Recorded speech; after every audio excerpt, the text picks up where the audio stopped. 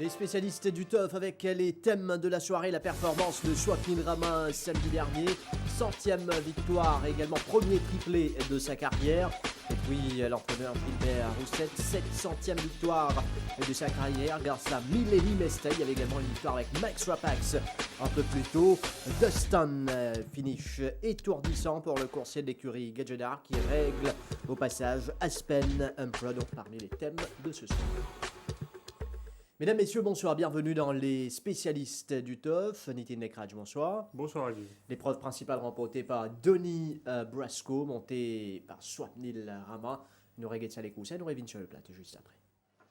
Départ de l'épreuve principale, il est parti, bien parti Silver Bluff, à l'avant c'est Twitter, Albert Monet, Ryder Cup, Albert Monet, Twitter à l'extérieur, Ryder Cup, Kimberley Hall, Silver Bluff, Ray Admiral, Donny Brasco, Kalinago et finalement on retrouve Kroger Run à l'intérieur, Albert Monet qui se fait déborder par Twitter, comme entendu, qui creuse l'écart déjà à l'approche du tombeau malartique, Albert Monet, puis on retrouve Ryder Cup, tout juste derrière il y a Silver Bluff à son extérieur, Kimberley Hall, Ray Admiral, Donny Brasco, Kalinago et distance c'est Kroger Run. Il est parti très très vite sur des bases élevées.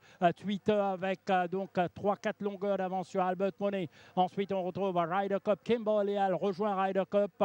Silver Bluff suit très bien en 5e position, tout comme Ray Admiral. Derrière, il y a Donny Brasco, Kalinago et finalement Kroger Run. Twitter, s'il ne faiblit pas alors, mais là, l'affaire s'annonce sérieuse maintenant pour lui avec Albert Monet, surtout Kimberley Hall qui se rapproche. Ryder Cup n'est pas mal non plus, tout comme Silver Bluff, Ray Admiral. Derrière, Donny Brasco, Kalinago, Kroger Run est déjà battu.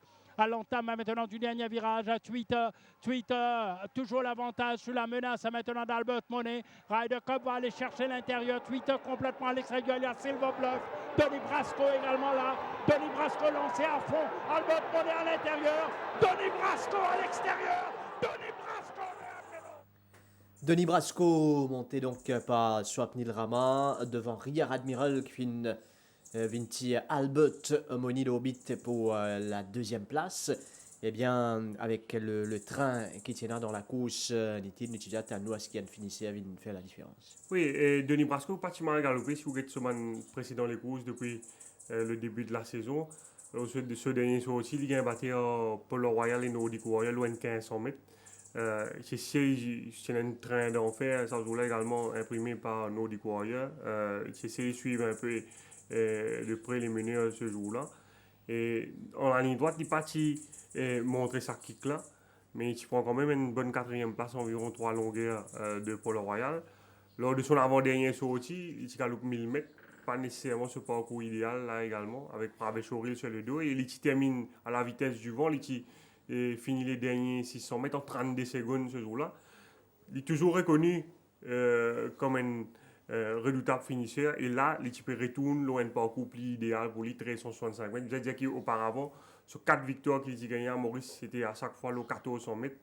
Et là, à 1365 mètres, là, avec la présence de plusieurs chevaux rapides, Twitter, Albert Mooney, Ryder Cup, entre autres, il gagne les courses tranquilles en arrière-garde. Et je dire également qu'après ce dernier les courses face à Polo Royal, c'est là qui affiche une forme ascendante à l'entraînement.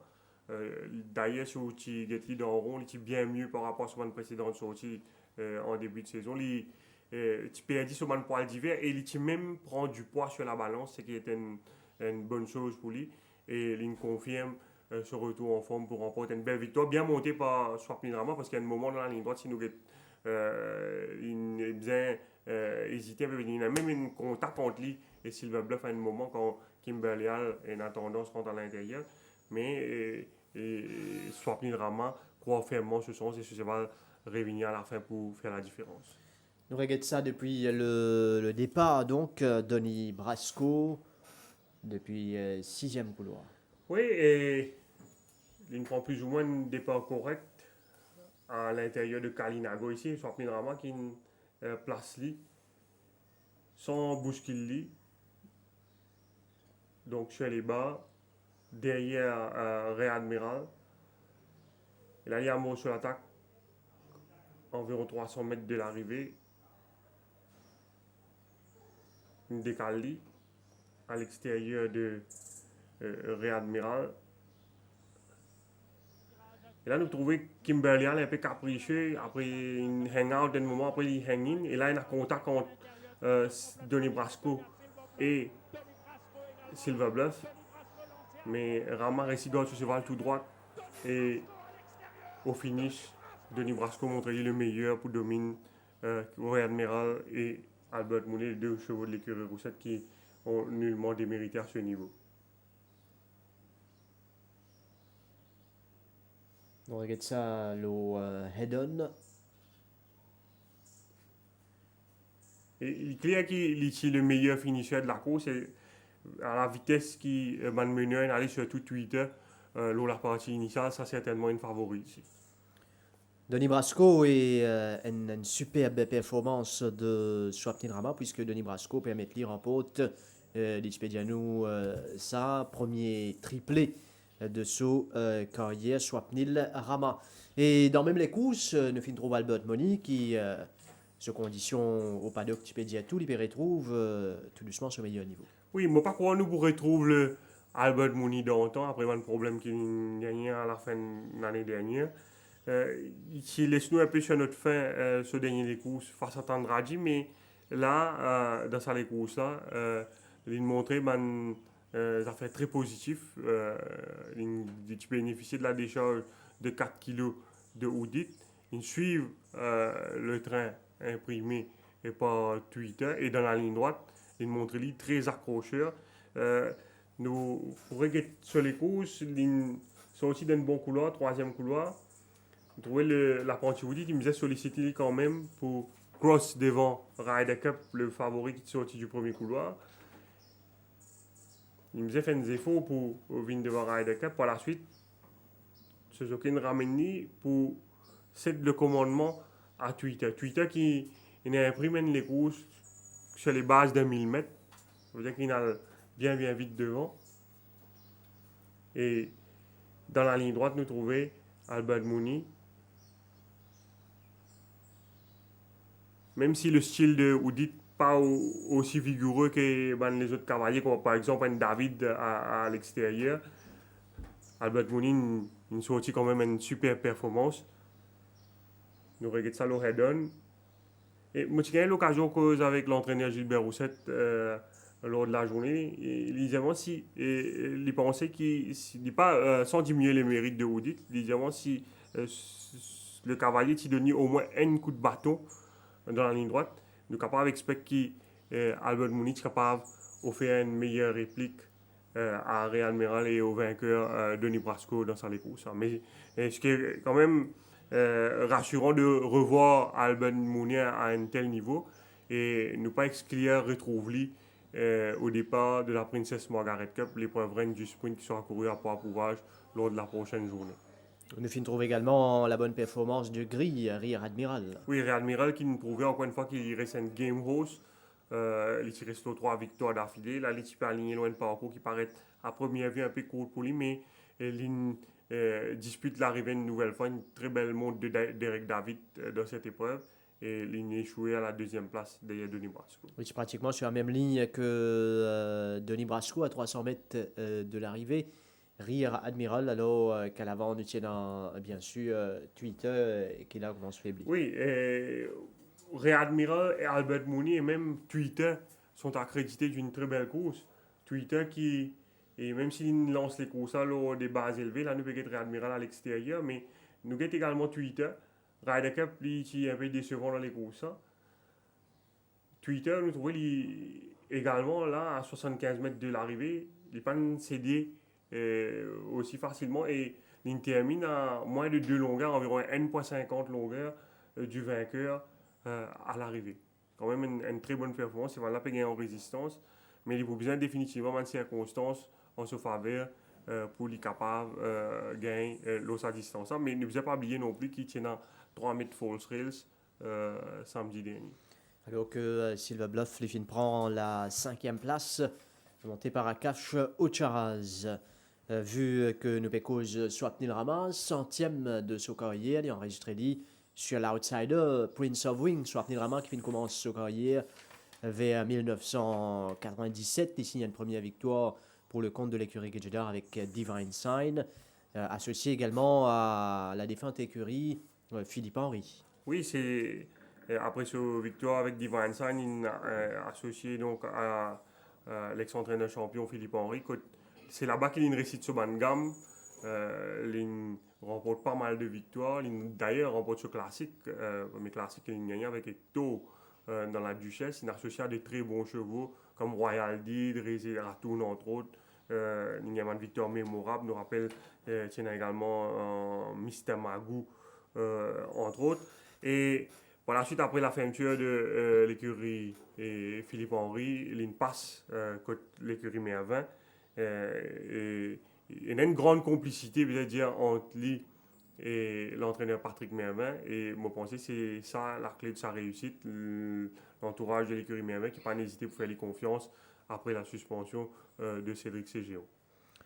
Prince of Wings, qui est un gros outsider, qui est présenté dans une bonne condition. Tout de même, Prince of Wings nous regarde sur les courses. Les types retourner après, ben, problème, ça c'est là, mais Rama, si nous regardons sur les courses, il y a sur les courses au départ. Vous trouvez, il ramène ce cheval alors que tout ban les autres cavaliers, puis sollicite les autres chevals.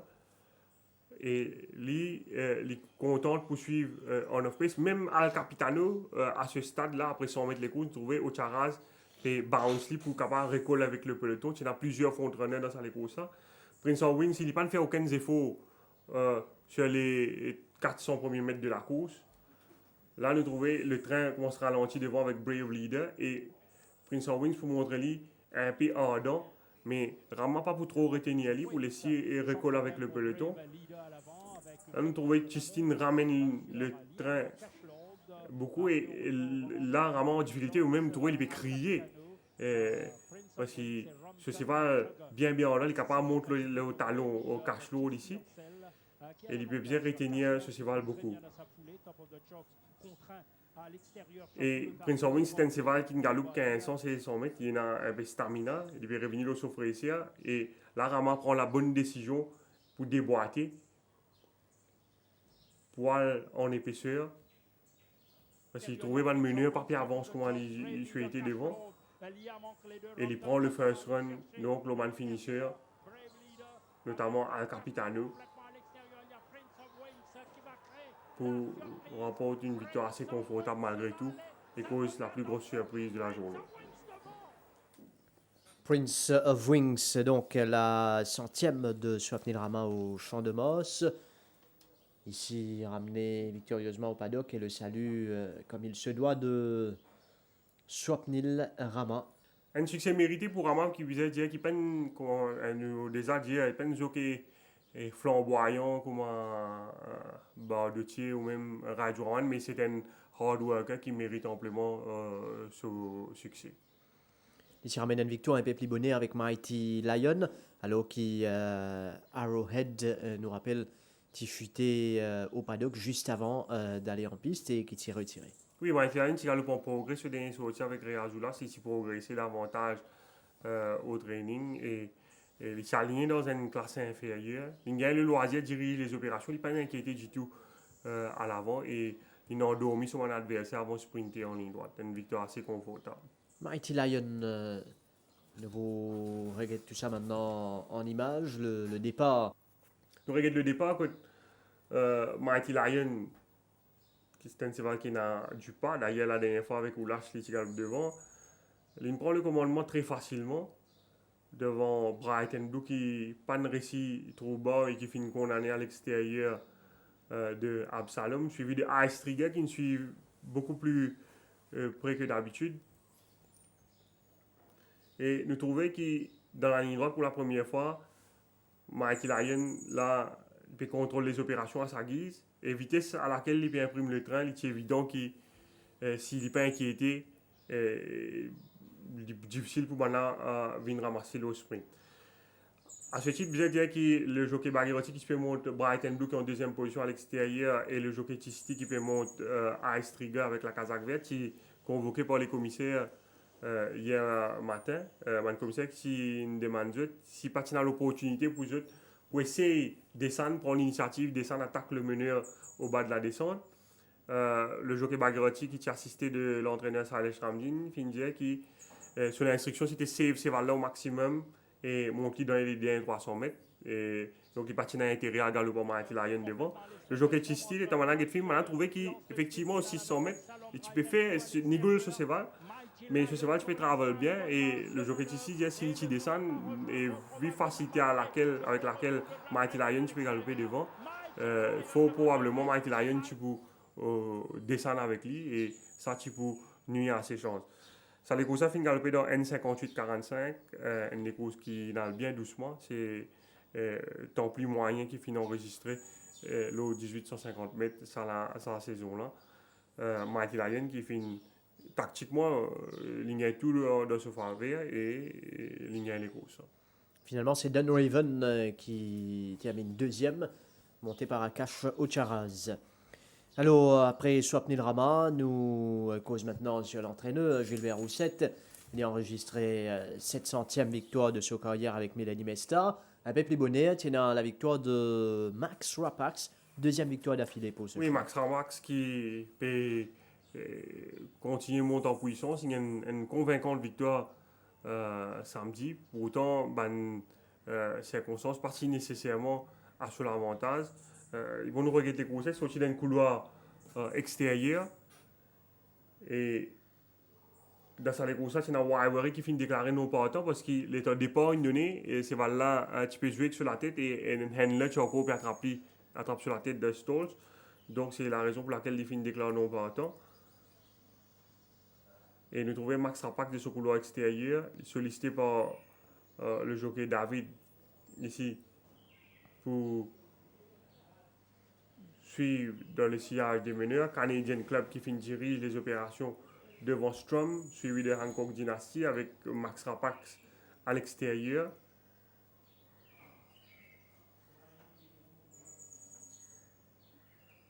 Nous trouvons que le jockey David il traque Strom pendant la majeure partie de la course. Il identifie lui comme son principal adversaire dans les courses.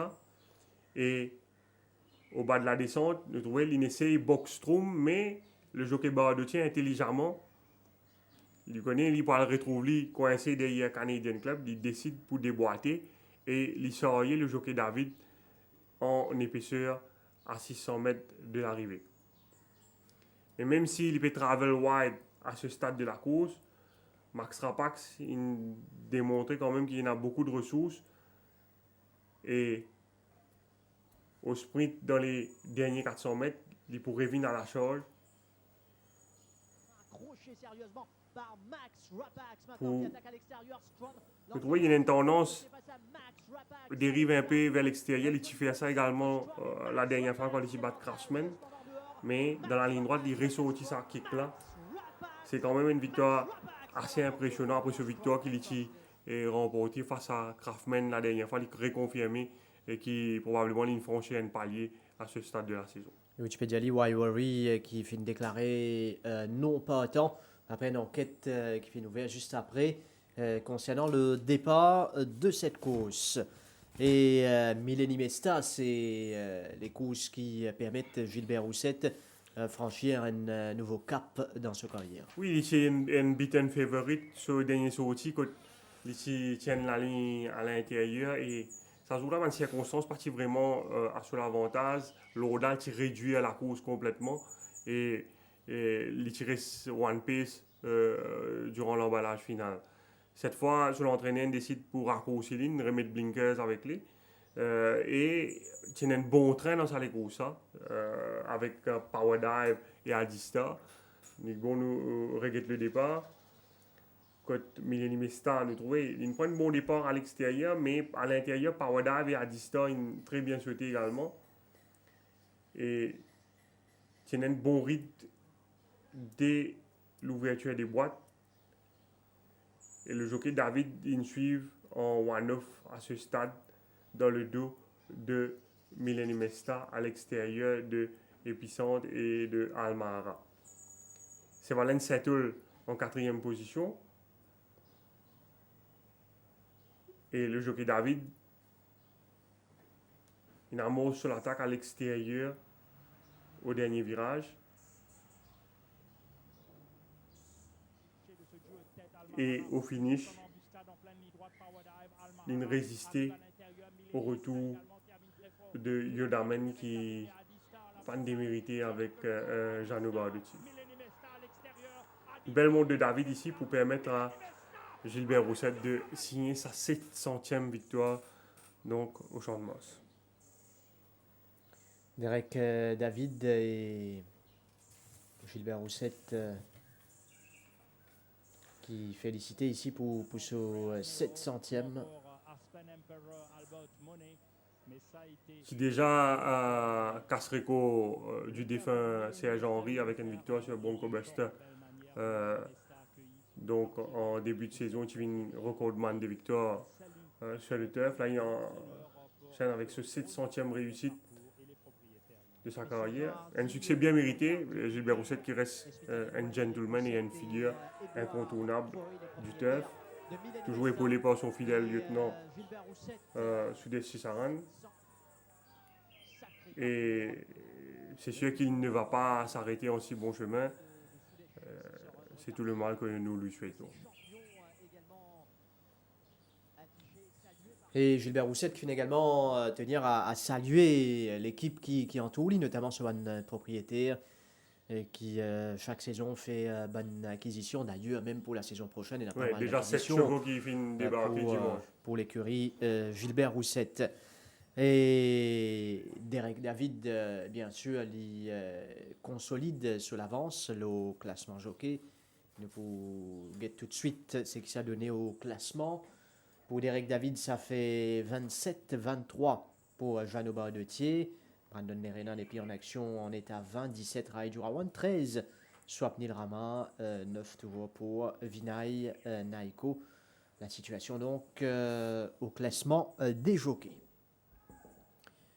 Je cause Jeannot Bardetier qui mène à bon pour Dustin. Dustin, un superbe finish, Nitin. Oui, et je peux sur 1850 mètres pour venir lancer les 100 mètres, transition qui n'est pas nécessairement facile à ce stade de la saison, mais bizarre qui de ça les courses, il profite d'un bon train imprimé par la doublure de l'écurie Roussette Aspen Emperor.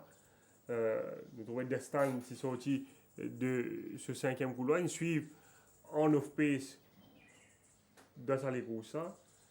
Un peu contrarié la partie initiale, ensuite d'un incident entre Pont d'Avignon qui tient sur l'extérieur, qui a Bals qui est devant lui, un commissaire qui n'est pas capable d'établir qui est responsable de cet incident-là, parce qu'il nous trouvait Bals qui est devant ici, et le jockey Bardetier reprend ce séval.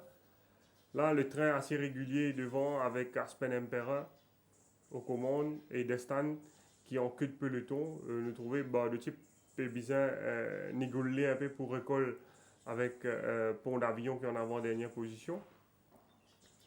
Au bas de la descente, train ralentit quelque peu.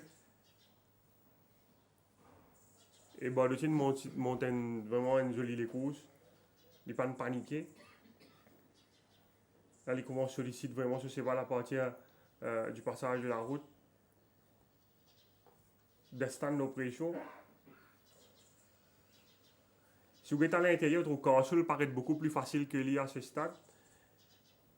Mais nous avons oublié que Destin, c'est 100 mètres, pas nécessairement ce parcours idéal. C'est un cheval qui vise 1800 ou même 2000 mètres. D'ailleurs, son entraîneur vient dire que si possible, il est capable même de mettre lui dans Méden sa semaine-là. Et il y en a sa pointe de vitesse meurtrière là, même s'il a toujours sa tendance hanging dans la ligne droite là. Il est bien accéléré pour remporter vraiment une très belle victoire. Donc, Dustin, définitivement une bonne coursier à suivre, l'eau, bonne distance allant depuis 100 mètres à monter, acquis par l'écurie Gadjeda, bien sûr, pendant la saison, tout comme Yodamen. Et là, Jeannot Bardetier, c'est vraiment un jockey qui a beaucoup de sang-froid.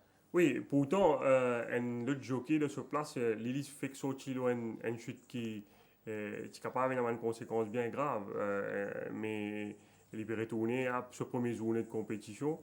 Et si vous regardez sur la montre, Yodamen, il fait preuve vraiment de beaucoup de détermination et de sang-froid, comment on dit, pour passer d'un gap bien étroit entre Power Dive et Adistar pour prendre la deuxième place derrière Millennium Star.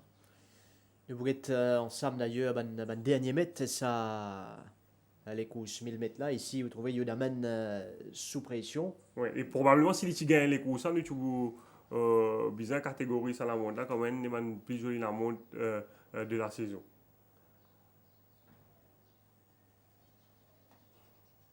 Nous trouvons là le passage.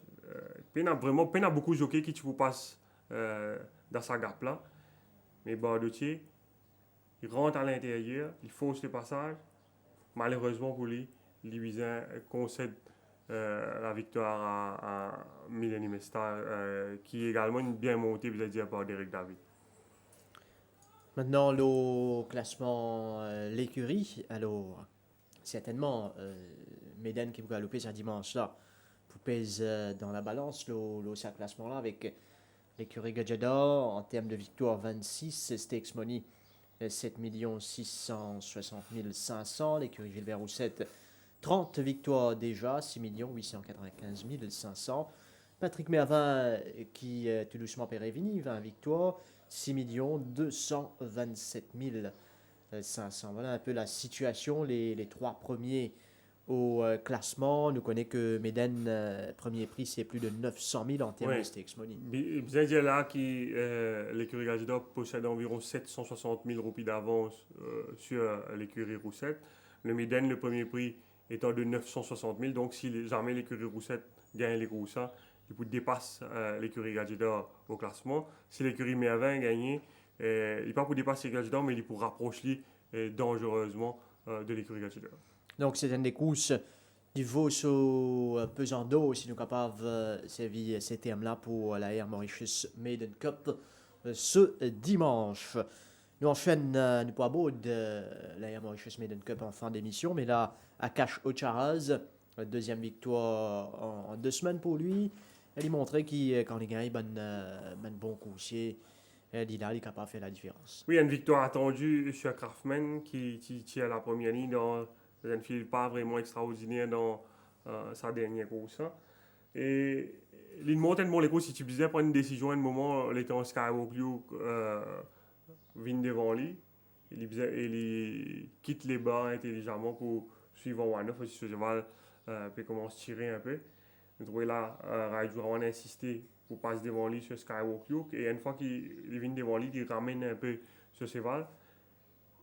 Et Ocharaz, pas laisser piéger et il déboîte tout de suite pour venir à l'extérieur du coursier de l'écurie Menga.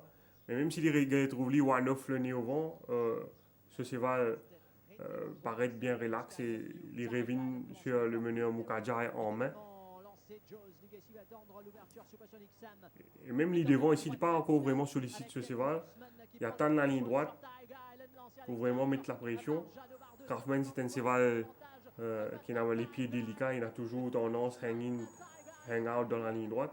Il refait à lui, mais il trouvait Ocharaz partir à la cravache et Kraftman domine finalement Tiger Island assez facilement.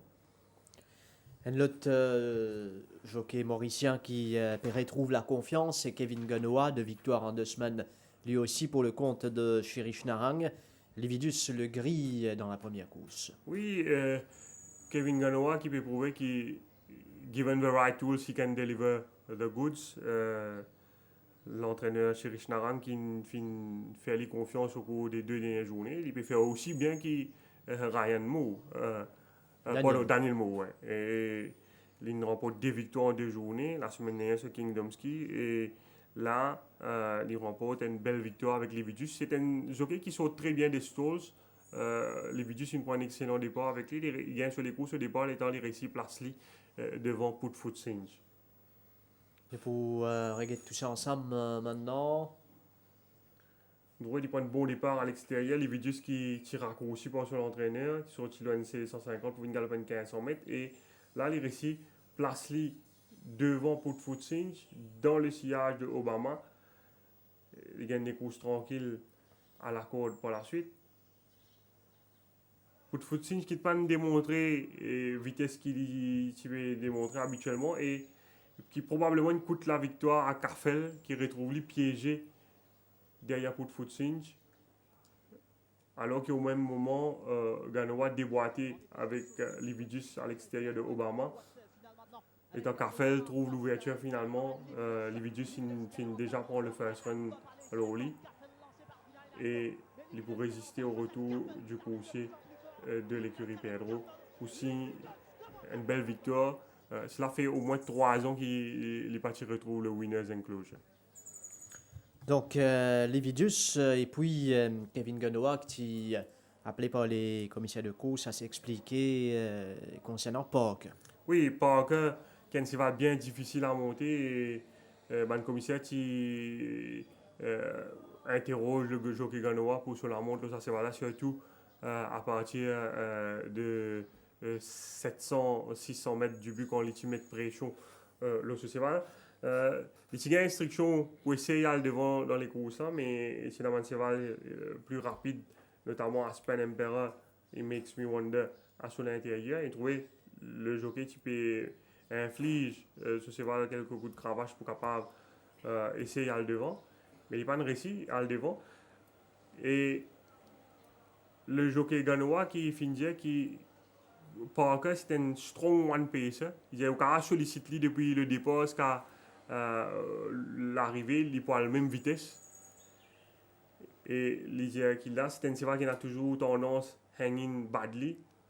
Et il décide pour mettre pression ici parce que s'il reste dans position contre l'Itchété à l'arrière, il dit ce cheval-là, c'est pas un cheval qui peut sprinter. Et c'est la raison pour laquelle il fait prendre l'initiative, descendre et attaque à Aspen Emperor à ce stade. Il dit que ce cheval-là donne beaucoup de difficultés. Et il dit qu'il ne peut pas vraiment mettre pression également parce qu'il veut essayer de faire ce cheval-là galope droit.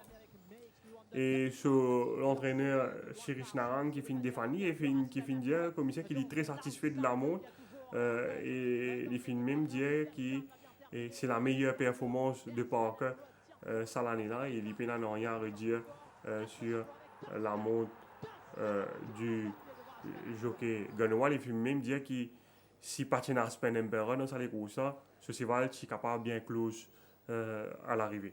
Et le commissaire, après avoir écouté toute une explication de Ganoa et de son entraîneur, qui finit décider pour parler de l'avant avec sa enquête. Voilà, concernant donc Kevin Ganoa, Lividus et Parker. Maintenant, quelques mots sur la Air Mauritius Maiden Cup. Allez, qui nous fait cause avec vous, tirage au sort. Fini fait pour ça les courses là, tirage au sort qui tient lieu à Bagatelle et ben coursier entré dans cette épreuve sur 2400 mètres, donc fini dans 9 coursiers entrés dans cette course, à savoir Bull Sarah, One Cool Dude, Diamond Light, Skippy John Jones, Love Struck, Bastide, Ice Axe, Vettel et Everest, l'écurie Gadjda, qui rentrent 3 cévals ici à Nitin, et vraisemblablement Bull Sarah et Vettel qui pour le départ. Oui, Bull Sarah qui pour le choix de Jeannot Bardetier, Vettel probablement pour confier à Kevin Ganoa qui finit monter hier matin à l'entraînement. Bull Sarah qui, depuis le Barbin, il y a un entraînement méthodique, qui très bien travaille ces 2 dernières semaines avec Kremlin Captain, un super galop sur la grande piste mardi matin. Je devrais Kremlin Captain à l'intérieur. Kremlin Captain également qui peut effectuer son retour à la compétition normalement ce dimanche, qui est monté par Kevin Ganoa et nous trouvait Bull Sarah à l'extérieur. Il nous fait une très belle réplique. Kremlin Captain, c'est un sprinter miler et Bull Sarah nous trouvait il travaille généreusement à sur l'extérieur. Il est dans une très bonne condition et à son top niveau pour Galop le Maiden ce dimanche. Il fait cause 7 sur la Mauritius Maiden Cup, mais de l'autre côté, Kremlin Captain, comment on juge-lui? Oui, de façon qu'il travaille, les 2 dernières semaines, c'est un problème derrière lui et lorsqu'il démontré sur le galop, le grand piste, il n'est pas encore une fois difficile à battre. Ça c'était Bull Sarah, Vettel. Vettel qui nous rappelle la dernière fois qu'il fait les courses suicides avec Jean-Roland Boutani. Il bien travaille également. Il travaille régulièrement aux côtés de Tandraji. Et vous trouvez il y a l'intérieur de Tandraji aussi ici. Et Tandraji, c'est un sprinter. Et Vettel, pas de mal faire à l'intérieur, nous trouvons. Il travaille sans être sollicité vraiment par son jockey, il travaille en main. Et nous sommes capables d'attendre à ce qu'il galope bien meilleur les courses dans le Médan. Diamond Light, il travaille dans la petite piste. Il n'a pas un entraînement aussi poussé que Bulsara, par exemple. Parce que Bulsara, il a beaucoup de travail parce qu'il n'a pas galopé depuis 2 mois, depuis sa victoire dans le Barbé. L'entourage de l'écurie Silent Ramdin qui plutôt fait un travail d'entretien avec Diamond Light, qui travaille à l'intérieur de Captain Furf mardi. Mais Diamond Light, ce qui est intéressant à noter, c'est qu'il se couleur sur robe, il a amélioré depuis ce dernier course. Il paraît dans une meilleure condition que la dernière fois. One Cool Dude qui peut également aligner dans le Méden. Oui, il est invité surprise de la course. L'entraîneur Ricky Menga qui dans un premier temps typé songe pour faire galop top jet, mais après sa performance moyenne dans le Golden Trophy, il revoit ses plans, donc il décide pour mettre One Cool Dude dans sa course. One Cool Dude qui bien travaille dans une très bonne condition, il donne satisfaction lors de ce ban galop, le Grand Piste des dernières semaines, il travaille aux côtés de Parseval et nous trouvons qu'il laisse une très bonne impression. C'est un cheval de classe. Il déjà galope 1950 mètres en Afrique du Sud, il termine à la 2e place. Nous ne connaissons pas vraiment, il y a pleinement les 2400 mètres dans les jambes, mais si jamais il tenait la distance, il est capable de cause de ça les courses parce qu'il ne nous a pas oublié c'est un cheval de classe. Lié avec Bulsara, c'est un cheval de classe de la course. À part c'est un cheval qui nous fait une cause là, Skippy John Jones, Love Struck pour l'écurie Patrick Mervin, comment on retrouve ça? Skippy John Jones, il fait plutôt un travail d'entretien, il est dans une bonne forme, un cheval régulier qui n'est pas capable de vignoler. Que ce soit lui, Love Struck ou Everest, nous besoin ignorer ce dernier courses parce qu'il y a un moment, je paye un peu, je fais les frais de cette entêtement essayer de suivre Vettel, le pas de Vettel sur la partie initiale et c'est pour ça que je manque un peu de ressources à la fin. Vous pensez que la physionomie de la course sera différente cette fois et nous sommes capables d'attendre à ce que je galope une meilleure les courses, surtout pour Everest s'il tenait la distance. Et pour terminer, un mot sur le plan international, en Afrique du Sud, à Turffontein plus précisément, quand les courses, la montre qui vous fait l'objet d'une enquête, Pierre Stridham sur Dublin Rebel. Oui, ça les courses suscite pas mal de commentaires, coule beaucoup d'encre depuis la semaine dernière en Afrique du Sud. Pierre Stridham qui chancelle ça c'est le Dublin Rebel là qui favori les courses sur l'hippodrome de Turffontein et c'est qui choque pas mal de turfistes, c'est façon qui Pierre Stridham monte ce cheval dans les derniers mètres de la course alors qu'on a l'impression qu'il n'a pas gagné les courses là. Le jockey pas de montrer vraiment vigoureux et il fait une fairly dominée par Andrew Fortune, loin de l'autre cheval qui s'appelle Top Shot qui finit dominer dans les derniers mètres. Et probablement le jockey Stridham risquait une lourde suspension pour la montre de sa cheval.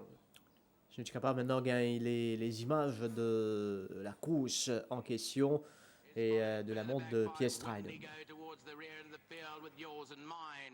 600 metres to go in the opening leg of the carryover pick. 6 Red John is tackled by Gladiator at the top of the lane. Racing third, King's Drive, Counting Silver. Further back to Sir Trippy. Top Shot progresses down the inside, got 4 to go. Dublin Rebels in the clear down the centre and moving really well. In behind that one comes Wendigo. 300 metres left to go and here is Dublin Rebel about to pick it up. Gladiator's the inside. Then in behind that comes King's Drive and Top Shot, but it's all Dublin Rebel. Top Shot is going to try late down the inside. Dublin Rebel has the advantage though. Dublin Rebel and down the line. Top Shot lingered late and Top Shot may have got up. Dublin Rebel.